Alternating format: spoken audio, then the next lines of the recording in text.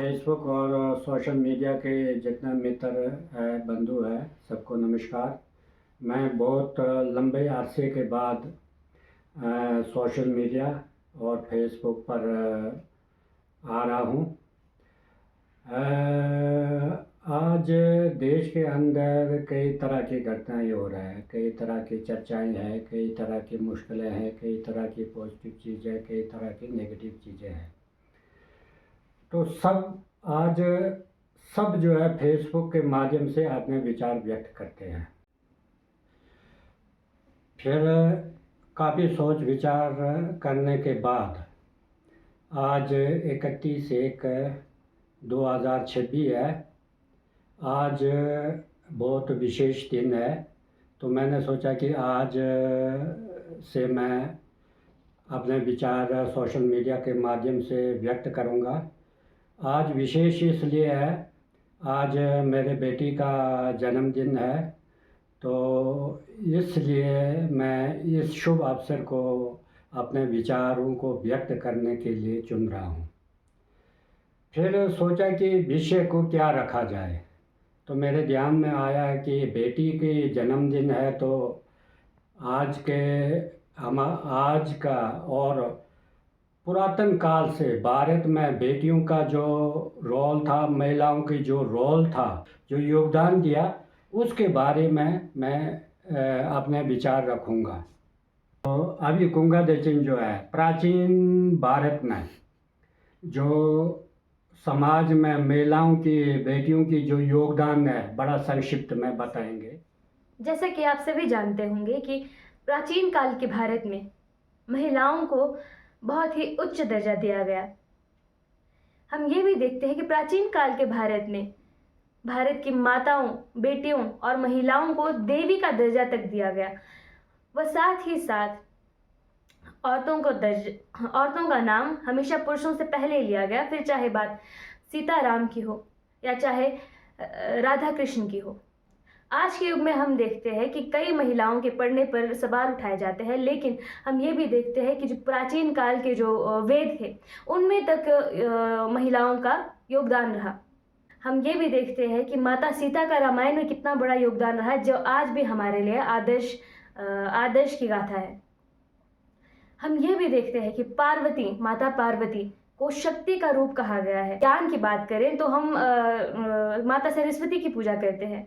हम अगर धन की बात करें तो हम माता लक्ष्मी की पूजा करते हैं। प्राचीन भारत में महिलाओं का योगदान इतना बड़ा रहा कि हर एक एस्पेक्ट में देखा जाए तो उनकी पूजा तक की जाती है। कुंगा ने बताया प्राचीन काल में महिलाओं की क्या योगदान था। उसके साथ साथ हमें यह ध्यान देने की ज़रूरत है, जितना भी ऋषि हुआ, बड़े ऋषि हुआ, या हम जिन्हें भगवान माने, कृष्ण जी हो गया, राम जी हो गया, या हम रावण हो गया, ये भी किसी महिलाओं के द्वारा ही पैदा हुआ, यही किसी महिला के पुत्र थे। प्राचीन काल की जो भारत की जो महिलाओं के प्रति जो सम्मान था, वो बहुत उच्च कोटि का था।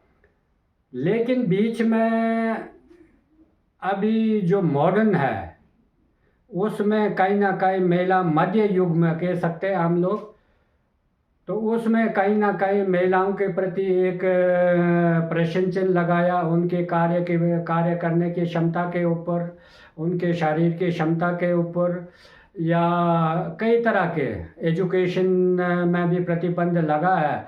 वो कई तरह की परिस्थितियाँ उस समय हुआ होगा।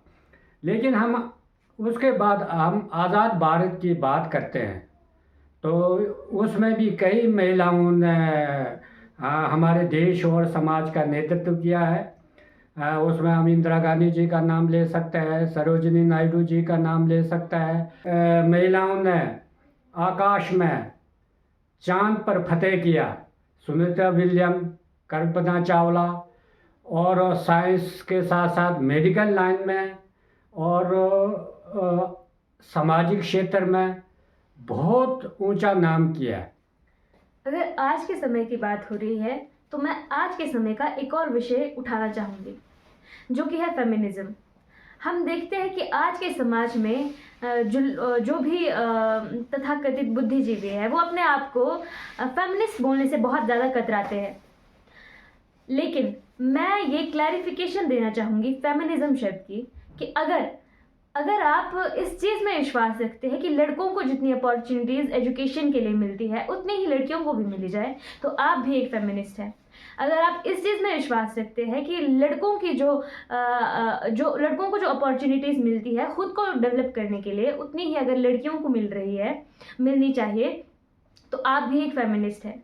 अगर आप इस चीज़ में विश्वास रखते हैं कि लड़कों को जो आज़ादी मिल रही है उनकी खुद की डेवलपमेंट के लिए, उनकी खुद की ग्रोथ के लिए, उनकी खुद की कैरियर के लिए, वही आज़ादी और वही इनकरेजमेंट कैरियर के लिए लड़कियों को भी मिलना चाहिए तो आप भी एक फेमिनिस्ट हैं। और अपने आप को गर्व से कहिए कि आप फेमिनिस्ट हैं, क्योंकि जिन भगवानों को हम पूजते हैं जैसे कि भगवान शिव, भगवान राम, भगवान श्री कृष्ण और भगवान बुद्ध, गुरु नानक और महावीर जी, ये सब भी महिलाओं के हित की बात करते थे। ये सब भी महिलाओं के अधिकार की बात करते थे और ये सब भी महिलाओं को पूजनीय मानते थे।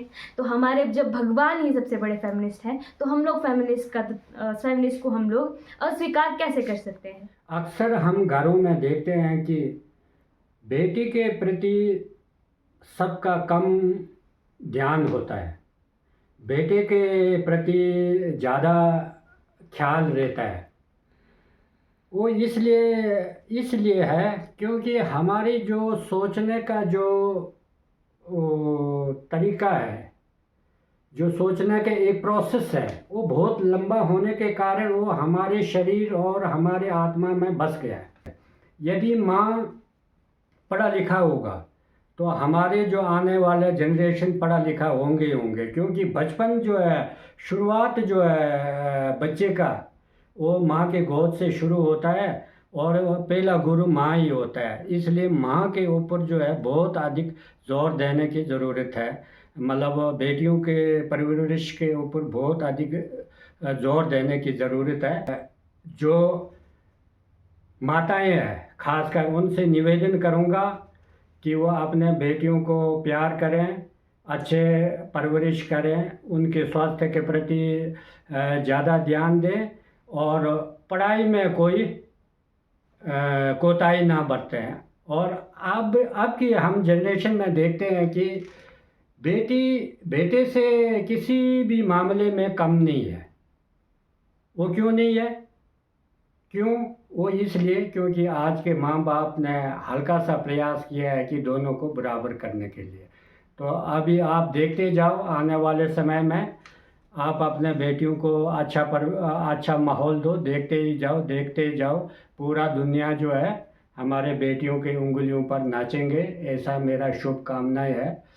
तुरुपचंद द प्रज्ञापाठ, ऐसा मैंने ये पेज शुरू किया है और साथ में यूट्यूब में तुरुपचंद द प्रज्ञापाठ होगा। द प्रज्ञापाठ मतलब प्रज्ञा मतलब होता है बुद्धि। वैसे बुद्धि इसके लिए एक बहुत छोटा शब्द होता है। प्रज्ञा का मतलब ये होता है कि दुनिया के अंदर कोई भी घटना हो रहा है, जो घटना जैसा हो रहा है उसको वैसे ही देखना, इसको प्रज्ञा बोला जाता है। मिलजुल के चलेंगे, देखेंगे, एक दूसरे के विचार को आगे बढ़ाएंगे और एक दूसरे के विचारों का आदर और सत्कार करेंगे।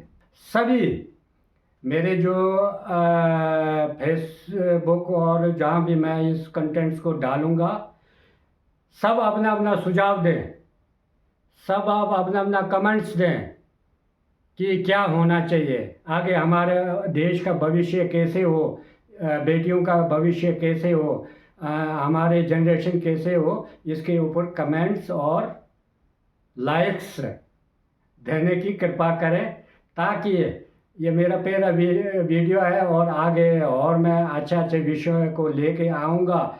ऐसा मैंने बड़ा सोच समझ के ये सीरीज़ ही बोल सकते हैं, इसको मैंने शुरू किया। सबको बहुत बहुत नमस्कार और धन्यवाद।